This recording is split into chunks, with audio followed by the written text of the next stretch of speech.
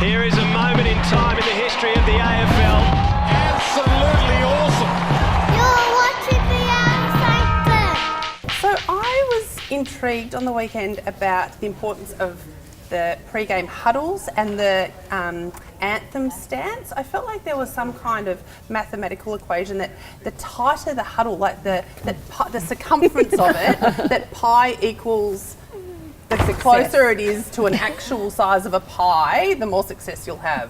But I liked the anthem stance. I felt like there was some momentum going there. Do you want to talk about that? The crows, the way that they're all spread out, but actually from one angle when the camera panned around, it looked like they were holding hands, and I thought it was like a tribute to same-sex marriage. That would be nice. That would have been great. I thought they looked strong. You know, they were standing there with arms like that, but it just made me think, why don't they take it next level and go like the full arrow formation pre-haka stance? There's nothing to say you have to stand in a straight line when you do a national anthem, and I mean those All Blacks are terrifying before a game when they line up, and unless they're the 1970s team. I don't know if you ever saw that, but that was appalling. Reports have now come out that they actually did plan it. Really? So I'm kind of wondering whether Tex went into the change rooms and said, "Okay, fellas, now let's get in formation." So I have this finals ritual. I don't know what you guys do, but I have this 1986 John Platten card. I think it's 86, 87. And what I do is assign a team. So just say it's a Geelong-Sydney grand final. I'll go, the front is Geelong, the back Sydney, and I throw it in the air. And what it lands on, that's who's going to win the final. It's worked for me so many times. But then I give it a little kiss. I give Johnny a little kiss. But it really does work. Wow. Is the card heavily weighted towards the hair side? It so is. No, the stats, because, you know, his stats were good. That's right. Brownlow's pretty heavy. Bum up every time. Wouldn't you love a footy card that had the front of the player on the front and the back?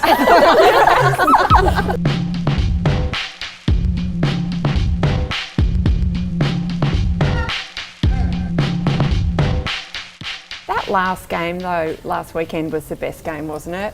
Yeah. And you know, that extra time does not happen without Eric McKenzie, who did, you know, he saved a certain score and most probably the game with what I think was maybe the most intelligent and brave act. It was a real clutch moment, don't you think? Yeah, like, absolutely. Clutch purse? Or? Clutch, well, like nothing I've seen since 1981.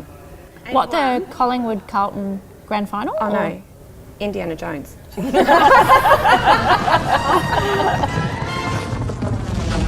I am a huge fan of the extra time, but I reckon it should, one, come with a health warning, but I reckon also they should have sponsors like Footy Safe defibrillators. Yes. You know, why be a die-hard fan when you could be a live one? That's nice.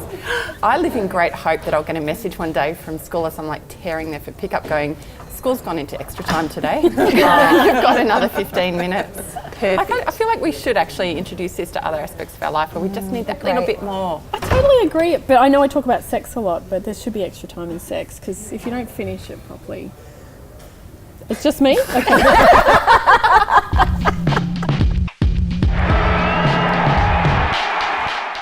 know some of the songs that really pump themselves up, like "We Are Geelong, the greatest team of all." Like, how do you even sing that with a straight face? So arrogant. Like, it's just so arrogant. And what about when Carlton says we're the team that never lets you down? I mean, that must be so hard for supporters to actually sing with a straight face.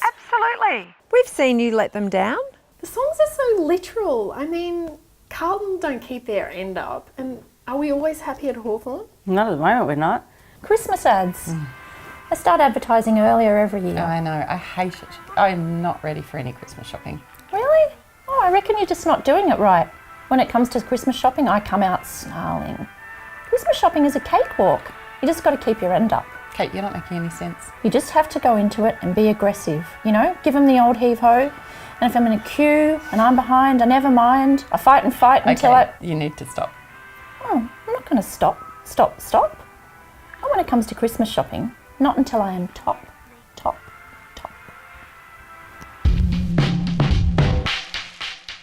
The extra time was fantastic. I reckon if you were a fan of either team, it would have been almost unbearable to watch. But as a neutral fan, it was amazing. I loved it. But I just had one little quibble, and that is that some of the footy apps that you have, you know, for your phone, didn't seem to be able to cope with the fact that we had gone into extra time. And so I saw that one footy app was referring to it as the 6th quarter. And now I've talked before about the tautology of a fourth quarter, a game of 2 halves. How many other halves are there going to be? But they need to get that right for next time, I think. Hopefully they've corrected that in time for this weekend in case we do go into extra time. To be fair, that was a way bigger problem than Y2K turned out to be for all our microwaves and clocks. Don't you reckon? Like, that's where all the intelligence should have been. Exactly. What happened to the 5th quarter though? Well, there was the 5th quarter as well. Yeah. 5th quarter and 6th quarter. It was a game in 6 quarters, Yeah. essentially.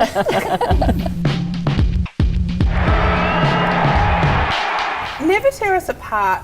I hate to say this, I'm a bit jealous of how Port have that song. And when they're doing the bit, I was standing, you were there, I'm like, this does not fit football. And then all of a sudden when they put their scarves up and they go, never tear us apart, I go like, you got me. It's actually brilliant. But I Wikipedia'd it. I Googled to see what the history of it was. And it does have, you know, for them it really means something. But one of the things it said was, it also, In Excess happens to be one of Koshy's favourite bands. And I was like, what would they have done if Kevin Bloody Wilson was Koshy's favourite band? Yeah, that's Santa Claus song. Yeah. That's not okay. That's not football friendly. That's not fan friendly. No.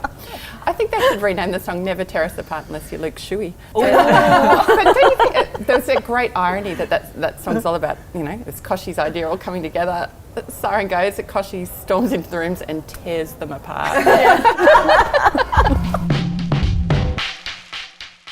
I know we've been talking about the bye, and I've been thinking, did it matter? Like, did we see a vast improvement? And, you know, the games were good, but I think I've come around to thinking it's a game of attrition, then there shouldn't be a bye. It should be about who's left standing, and I don't think we need the bye round. I tell you what did matter, the fact that they're calling it the bye round. I've got a real problem with this. I mean, it won't surprise you again to hear that I'm sidetracked with the semantics. But to call something a bye suggests a farewell, an ending of sorts, when it's actually just a pause. And so I think we need to change the name of that round from the bye round to the bye just for now, or the bye for now round. See you soon. Yes, the see you soon round. That's nice. Is it spelled BYE? It is. Yeah, it is. What about the be right back round? Oh, yeah. Gone fishing. Gone fishing. Yeah. Why is it though that there's so much conjecture about the bye not being great, but then the week off, when you are the team who deserves the week off, that's a good thing? Yes. I'm confused by that. You know what though, they've actually done, I actually found a chart, of course there's a chart about the bye week and whether it has an impact, and it's actually about 50-50, it has no impact whatsoever. Mind you, I can't read charts very well, but it did look like they were roughly even.